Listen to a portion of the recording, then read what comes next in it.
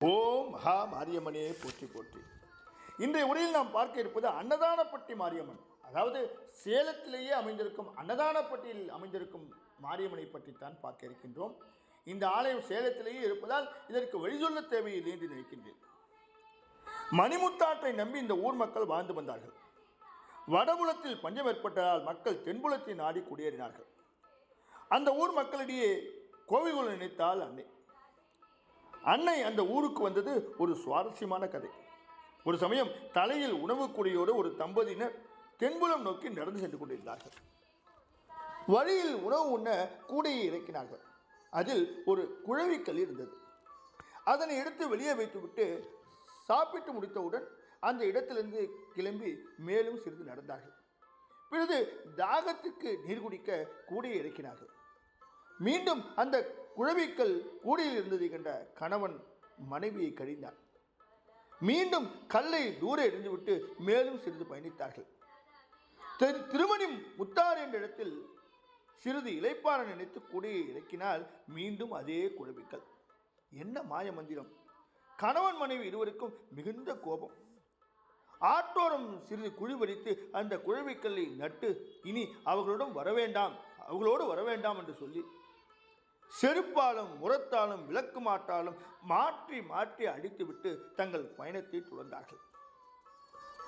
அன்று இரவு அன்னதானப்பட்டி ஊரார் கனவில் அன்னை தோன்றி, நான் இங்கு கோயில் கொண்டிருக்கின்றேன், உங்கள் துயர் துடைக்க வந்திருக்கின்றேன் என்று திருவாய் மலர்ந்தோன்றினார்.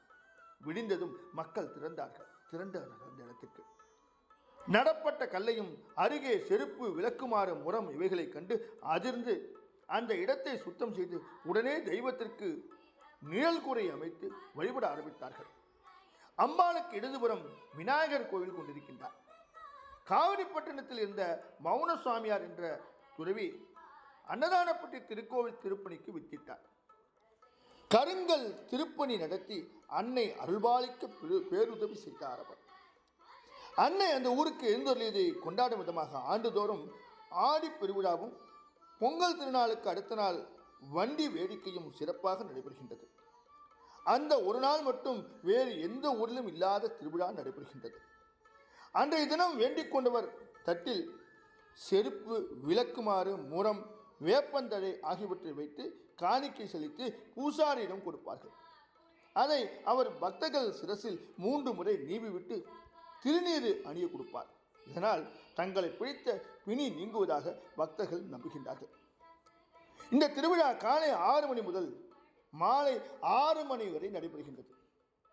இதற்கு விருப்பமில்லாதவர்கள் ஊரெல்லையை தாண்டி விட வேண்டும். இதை தவிர சேத்துமுட்டி எனும் புதுமையான திருவிழாவும் இந்த ஊரில் மட்டுமே நடக்கின்றது. காலையில் திருமணி முத்தாருக்கு சென்று சேற்றை பூசிக்கொண்டு வந்து அம்பாளை தரிசிப்பார்கள். அன்னை திருமேனி முத்தாற்றங்கரையில் வீட்டிருப்பதை மகிழ்ச்சியோடு தரிசித்து பொங்கல் வைத்து மகிழ்வார்கள். அன்னதானப்பட்டி அம்மன் அழகில் சிறந்தவள். ஆடி பெருவிழா சேலத்தில் உள்ள 7 பேட்டைகளில் நடைபெறுகின்றது. ஒவ்வொரு பேட்டையிலும் ஒவ்வொரு விசேஷம். அன்னதானப்பட்டியில் வண்டி வேடிக்கை மிகவும் சிறப்பு பெற்றது. நாளைக்கு மிகவும் பிரசித்தி பெற்ற பண்ணாரி மாரியம்மன் ஆலயத்தை பார்க்க இருக்கின்றோம். இன்று பிரிந்து நாளை சந்திப்போமா? ஓம் மகா மாரியம்மன்.